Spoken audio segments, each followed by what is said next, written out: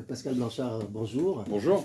Nous sommes ici au bâtisseur de mémoire. Pascal, je te remercie beaucoup de me faire l'honneur et l'amitié de cet entretien pour le compte de la mission de préfiguration pour la Maison contre les esclavages, une initiative que la ville de Bordeaux a prise au mois de mai dernier, de préfigurer, de réfléchir à un lieu pour évoquer les mémoires des esclavages, mais aussi des mémoires contemporaines et leurs réactions face à ça.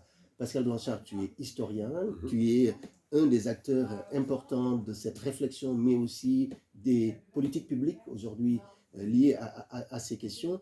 Comment cette mémoire des esclavages, il te semble aujourd'hui, parce que je me rappelle dans les années 2000, tu disais qu'il y avait en France une dizaine de musées sur le sabot, Oui. qu'il n'y en avait pas un seul sur la mémoire de l'immigration. Ça n'a pas changé d'ailleurs. Quel est l'état des lieux? Le travail en France, il est particulier. Nous sommes dans un pays qui, par exemple, a parmi les plus importantes diasporas africaines, et pas simplement africaines, qui sont liées à ce passé historique. Nous sommes un pays qui a toujours des outre-mer. C'est un deuxième particularisme en Europe qui est très important à intégrer dans cette réflexion qui nous occupe aujourd'hui. Et troisièmement, l'histoire coloniale n'est pas un petit sujet au regard de notre histoire nationale. Ça occupe plusieurs siècles de récits. Il y a eu deux grands moments dans l'histoire coloniale, mais quelque part qui construit l'histoire de France. Ça veut dire quoi? Ça veut dire qu'on ne gère pas, on ne pense pas, on ne travaille pas les mémoires et l'histoire en France sur cette question-là comme un sujet périphérique, un sujet presque secondaire. Non, c'est un sujet majeur qui concerne tout autant le passé que le présent. C'est-à-dire que quand on se met à réfléchir sur ces histoires, on se rend compte qu'il y a énormément de parties prenantes, de personnes qui, déjà dans leur fort intérieur, ont un rapport à ce passé extrêmement sensible sur lequel il faut avoir de l'écoute. Je pense déjà au monde ultramarin, mais je pense aux diasporas ultramarines ou africaines qui vivent en France. Je pense aussi à tous ceux qui sont liés à des histoires de la colonisation extrêmement différentes. Nous ne sommes pas dans le même récit quand on parle des Antilles, où la prégnance de l'histoire de l'esclavage est extrêmement importante. Si on parle de certains pays d'Afrique, si on parle par exemple du Vietnam, du Cambodge ou de la Polynésie, on est dans d'autres registres. Ça, c'est quelque chose qu'il faut totalement intégrer à partir du moment où on veut s'attacher à ces questions. Et puis, il y a un deuxième récit qui se superpose à ce récit sur le temps long, c'est la territorialisation de ces récits. Ce n'est pas la même histoire à Saint-Malo, à La Rochelle, à Marseille, à Lyon, à Paris, à Nancy ou à Bordeaux. Quand vous avez ces deux dimensions en main, là commence le travail de réflexion sur quoi transmettre et à qui le transmettre.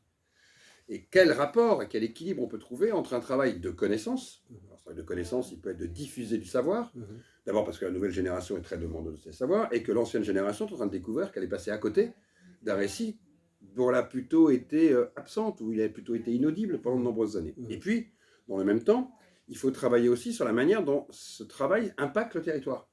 On fait quoi des monuments, on fait quoi des plaques de rue, on fait quoi d'une ville qui doit diriger cette histoire, quel est le programme, par exemple, d'exposition que l'on peut faire sur quelle priorité. On ne va pas faire les mêmes expositions à Marseille qu'à Bordeaux. On ne va pas travailler de la même manière la période de l'esclavage à Bordeaux qu'on va travailler l'histoire coloniale à Bordeaux. Ce n'est pas le même récit. C'est des temporalités différentes. Pour autant, toutes ces histoires fabriquent, dans le travail mémoriel, je dirais, un impact dans le contemporain, au moment où justement nous avons affaire à une jeunesse, on va dire les moins de 25 ans, pour faire simple, qui sont extrêmement sensibles à ces enjeux. Ils sont sensibles, on le voit quand on est à l'université, sur les questions qu'ils posent et les sujets qu'ils veulent traiter. Ils sont sensibles dans leur militance actuelle, la question du genre, la question du racisme, la question des discriminations, la question du post-colonial, sont devenues des questions, d'abord à l'échelon mondialisé, qu'on le retrouve dans la jeunesse. C'est-à-dire qu'on se retrouve à la fois donc à une demande par rapport à la nation de la manière dont on va raconter ce récit, une demande en territoire qui respire de manière différente en fonction des villes ou des régions où on se situe, et une génération aujourd'hui de moins de 25 ans qui est extrêmement demandeuse, qui est extrêmement politisée sur ces questions, qui a des points de vue sur ces questions, dans lesquels il faut savoir construire avec eux, pour eux aussi, pas simplement pour eux, mais pour eux aussi, une réponse la plus structurée possible par rapport à leurs attentes mémorielles. Et cette réponse structurée, est-ce que tu as l'impression qu'aujourd'hui, elle passe, parce que moi j'ai eu l'impression, parce que ça fait aussi une vingtaine d'années que nous travaillons sur ce sujet, qu'aujourd'hui il y a une sorte d'unicité du récit national français qui se fait. Pendant très longtemps, la question de l'esclavage, par exemple, de la traite des Noirs, était beaucoup moins appropriée aujourd'hui, à la fois en termes de politique publique, mais même de recherche.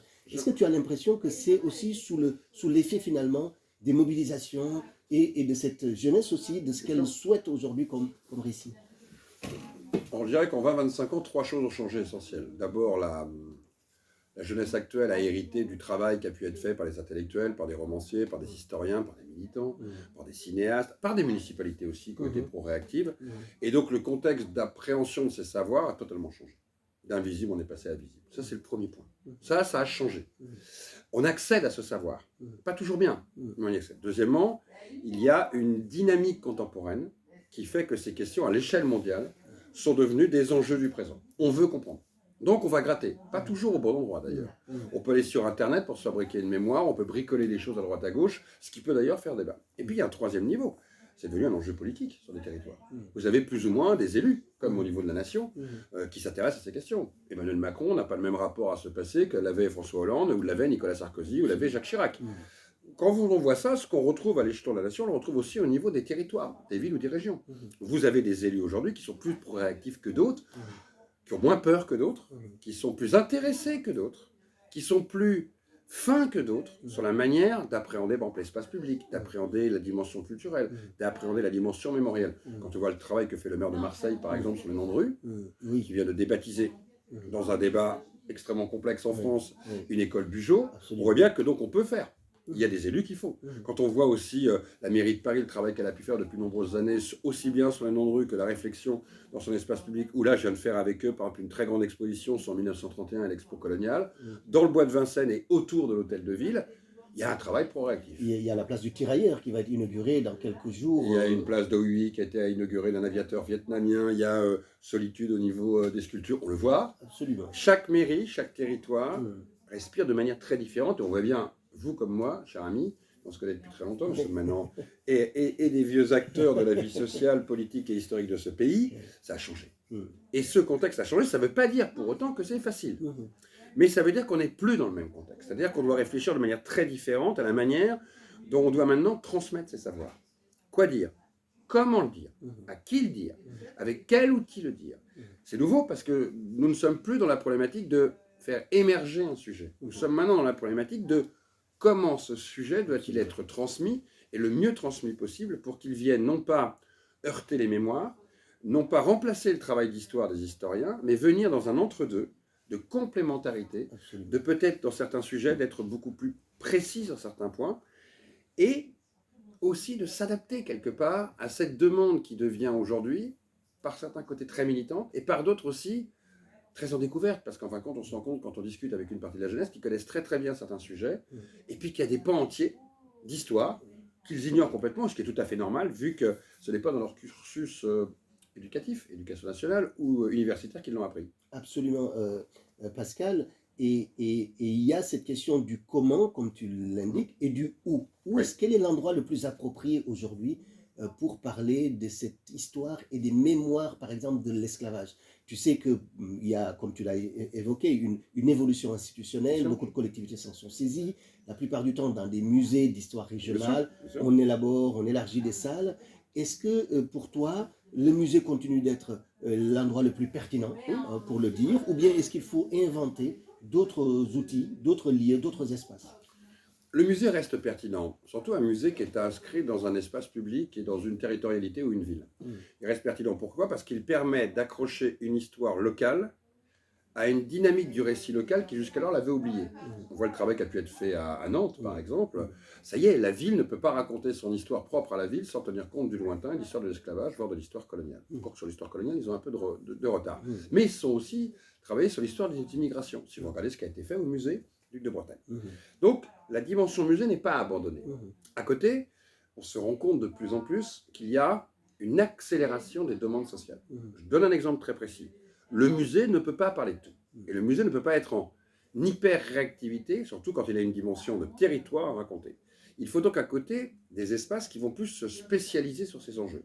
Et là, je pense plus qu'à la notion de musée, à des lieux à la fois de culture et de rencontre, à travers de la conférence, des débats, des colloques, du très classique, mais aussi des lieux d'exposition. Moi, je recommande, et je l'ai toujours dit, qu'avoir des lieux où la notion d'une exposition qui peut être organisée à côté d'un lieu de forum, de débat, d'échange, de culture, de savoir, d'éducation populaire, prenons des mots que j'adore, parce que je trouve que l'éducation populaire, c'est fondamental, d'avoir des lieux qui sont capables de recevoir des expositions beaucoup plus pointues, me paraît fondamental, parce que là, vous voyez bien qu'on travaille déjà sur deux registres différents. Il est logique que le musée ait besoin, quand il est dans un territoire, de s'inscrire sur ce territoire. Il ne va donc pas forcément aller chercher des sujets transversaux. Un exemple très concret, je viens de travailler avec la Belgique, la Belgique, nous on a travaillé avec eux sur l'histoire des eaux humains. Pourquoi? Parce que la Commission nationale sur l'histoire coloniale a placé les eaux humains comme une des 8 grandes thématiques qui devaient être abordées dans la transmission des savoirs dans l'avenir.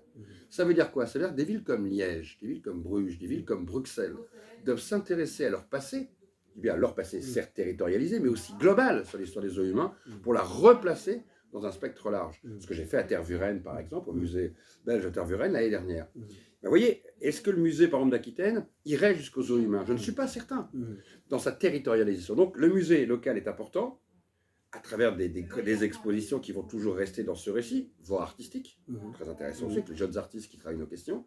À côté, un lieu, qui a cette capacité d'être à la fois un lieu de forum, d'échange et de débat, et un lieu d'exposition me paraît très important. C'est pour ça que j'insiste toujours aujourd'hui, je vois dans le projet qu'a Achille Membe, par exemple, d'une maison de l'Afrique à Paris, un lieu d'exposition est important. Pourquoi? Parce que vous créez un nouvel espace de discursif, à la fois culturel, symbolique, qui ne va pas s'appuyer cette fois-ci sur la nécessité d'avoir des collections comme un musée, puisque par définition, vous allez être sur des sujets qui vont être très transversales. Un exemple absolument qui nous paraît lointain aujourd'hui, mais qui dans quelques années va devenir essentiel. La comparaison, par exemple, du racisme en Europe et du racisme aux États-Unis, qui est tout souvent un débat. Vous entendez beaucoup de gens dire non, le racisme français n'a rien à voir avec le racisme américain. En même temps, quand vous leur demandez de l'expliquer, ils sont incapables au bout de 2 minutes de vous l'expliquer. Et puis après, il y a un débat de savoir si le racisme est vraiment si différent.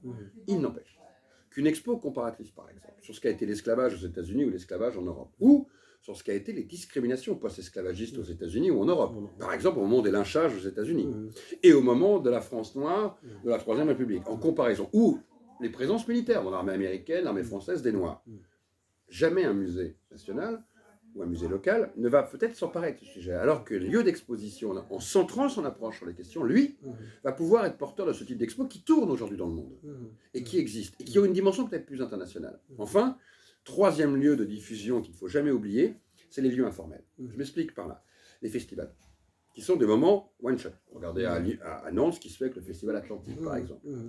Des actions qui peuvent être portées et qui peuvent aboutir, par exemple, à des ouvrages, qui peuvent être portés par une municipalité au début, une enquête publique, par exemple, sur les lieux de mémoire dans la ville. Donc, je n'abandonnerai pas le dernier registre, qui va être ou l'éphémère événementiel, qui peut correspondre à une journée type. Tu sais qu'on a mis en place le Black History Month en France depuis 2018. On est sur 5 villes. Et c'est vrai que c'est un événement qui répond aux besoins de la jeunesse. Exactement. Je te confirme. Ils vont moins au musée. Oui, donc il faut aller au-devant de ces publics, et y compris accepter le numérique, et y compris accepter, et ce que vous faites très très bien, ce qu'on pourrait appeler des balades urbaines, pour aller découvrir l'espace public, accepter aussi cette logique de découvrir le lieu de mémoire. Je prends au camp du Cournot, que tu connais comme moi, absolument, qui peut devenir un lieu, et qui en plus aujourd'hui a un vrai débat sur son devenir, un lieu de réflexion pour réfléchir au passé, qui peuvent être des festivals, dans ces mêmes festivals va être intégré ces dimensions-là. Donc je prendrai les 3 dimensions en fait. Et je pense que les 3 sont aujourd'hui utiles, nécessaires et donc complémentaires. Je ne crois pas qu'il y en a une qui subsume les autres. Je dis par contre qu'on marche mal sur 3 pieds quand on en oublie une. Et il faut ces 3 dimensions. L'une va territorialiser la chose, l'autre va thématiser la chose, va permettre de venir débattre, va permettre de recevoir des intellectuels, des universitaires, va permettre d'avoir des militants qui viennent échanger sur des questions, va permettre d'avoir des moments one-shot sur certains sujets, va permettre de faire des expos. Et puis, la 3e dimension, ne pas oublier l'événementiel, qui permet d'aller sur les territoires, qui permet d'être beaucoup plus dans l'événement qui va être créé, qui permet de proposer des festivals. Si vous mettez, ce que fait par exemple nos amis de Tactique Collective à Toulouse, absolument, que tu connais très bien, et ça fait, nous allons bientôt fêter le 30e anniversaire. Et on voit que les 3 sujets sont pérennes. Ils ont fait aussi une très grande exposition il y a 2 ans sur l'histoire de l'immigration maghrébine à Toulouse. Donc, et ils réfléchissent de plus en plus. Là, on était avec eux il y a quelques temps. On a intégré dans la ville un travail autour de Portraits de France, sur les grandes figures de l'histoire nationale, dans lequel eux ont proposé Portraits de Toulousains. 3 dimensions. Et ces 3 dimensions me paraissent importantes parce qu'elles ne touchent pas en fin de compte les mêmes publics. Elles n'ont pas les mêmes ressorts mémoriels et historiques. Et d'une certaine manière, elles permettent d'ouvrir un spectre le plus large possible sur la manière d'apprendre l'histoire. Pascal, c'est passionnant. Et vraiment, je retiens ces 3 axes essentiels. La territorialisation, la thématisation et puis l'événementiel. Grand merci à toi. On aurait pu discuter encore longtemps, mais je pense que ce sont des éléments de réflexion qui vont beaucoup nous aider dans le travail qu'on est en train de faire donc pour la ville de Bordeaux et qu'on va déposer au mois de mai. Merci infiniment. Merci à toi. Voilà. Avec un résumé pareil, tu es tranquille. Hein.